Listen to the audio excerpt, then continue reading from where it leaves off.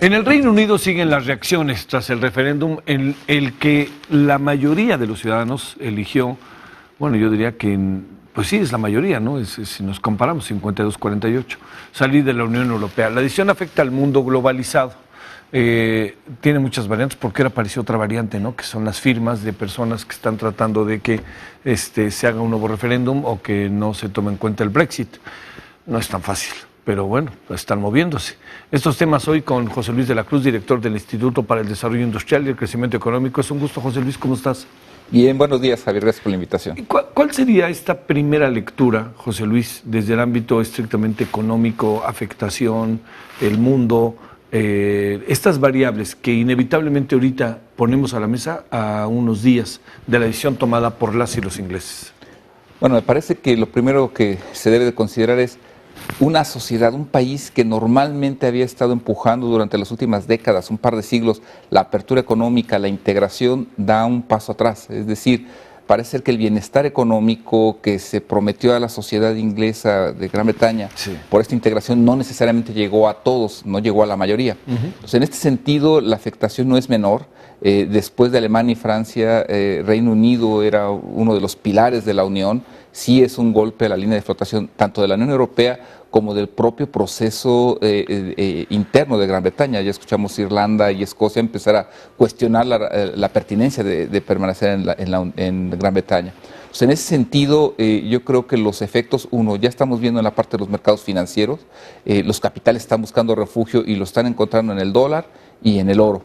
Y por otro lado vendrá el proceso económico, es decir, la parte de intercambio comercial, en donde Estados Unidos se verá seriamente afectado. Los principales socios comerciales de los norteamericanos se encuentran justamente en Reino Unido, en Alemania, en Francia, y si la Unión Europea y ahora Gran Bretaña no crecen, Estados Unidos no lo hará, y por ahí también vendrá el efecto para México. En resumen, me parece que vamos hacia épocas de incertidumbre financiera que se agregarán a las que ya habíamos vivido y bajo crecimiento económico.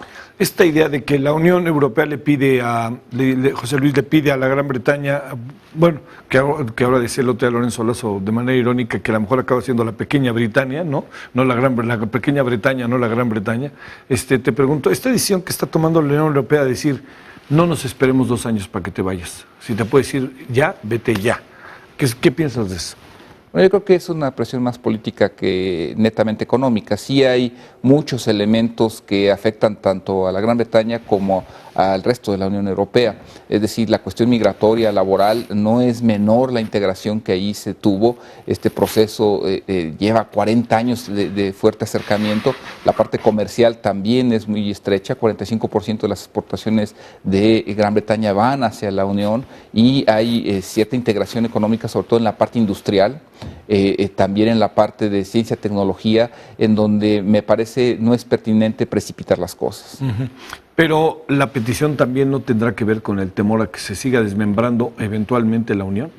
¿De que más países quieran seguir el rumbo? Sin lugar a dudas, ahí hay un hecho. De hecho, después de los primeros resultados, lo que vimos fue en Francia las voces que decían, pues también nosotros vamos a pensarlo. Sí es algo que creo que se tendría que apagar rápidamente. Seguramente los alemanes quieren que eso ocurra. Sin embargo, ya en términos estrictamente económicos, la fuerte dependencia, la influencia que tiene tan solo el mercado financiero de Gran Bretaña no es menor. Compite, por ejemplo, con Wall Street. Entonces, en ese sentido, yo creo que una vez que pasen estos efectos políticos, que se deba de entender que seguramente habrá un cuestionamiento de otras sociedades hacia qué tan viable y qué tan benéficos están en la Unión Europea. Después de que eso ocurra, me parece que tendrá que pensarse el mejor esquema para que Gran Bretaña deje la Unión. México tomó la decisión de reducir o de recortar el presupuesto, sus dineros, en función de lo que pasó con el Brexit, o no nos hagamos, el Brexit le ayudó a hacerlo. Ella lo traía pensado. Yo creo que el proceso de austeridad fiscal es algo que comenzó desde el año pasado. En 2015 tuvimos varios anuncios de recortes que en realidad se plasmaron, se están haciendo realidad durante este 2016. Entonces, yo creo que ese proceso ya venía. Es muy claro que el gobierno mexicano tiene que reducir sus déficits.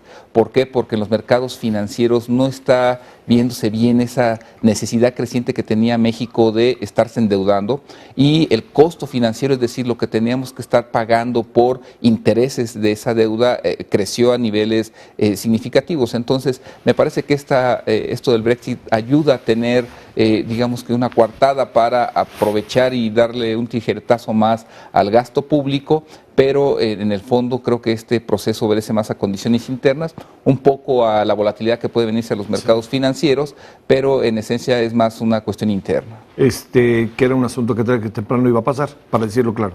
Pues de hecho ya desde la presentación de los precriterios de política económica en marzo pasado, la Secretaría de Hacienda había empezado a señalar que para el 2017 lo que buscan es tener un superávit, es decir, tener un ingreso superior a lo que se está gastando. Y ahí tenemos que recordar que México solo ha tenido superávits en épocas de crisis, es decir, ese ahorro que se genera en las finanzas públicas normalmente es más producto de tener que restringir el gasto, y en ese sentido me parece que aquí lo que se está tratando es de prever ese escenario. Que sea educación y salud las áreas más afectadas, ¿cómo tendríamos que leer eso, José Luis?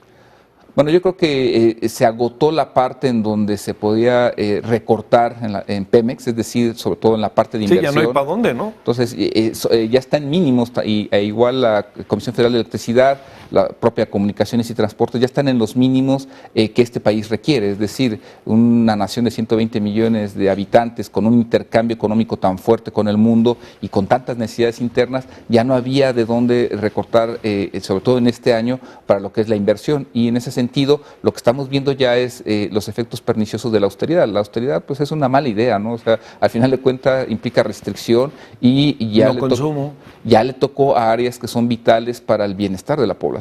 No, ya no quedaba de otra que ir a estas áreas, ¿no? El problema es qué nivel de afectación podría tener José Luis, muy alto, sobre todo tomando en cuenta entre los líos educativos y los problemas que hay de salud y la integración de 7 millones de jóvenes al Instituto Mexicano del Seguro Social.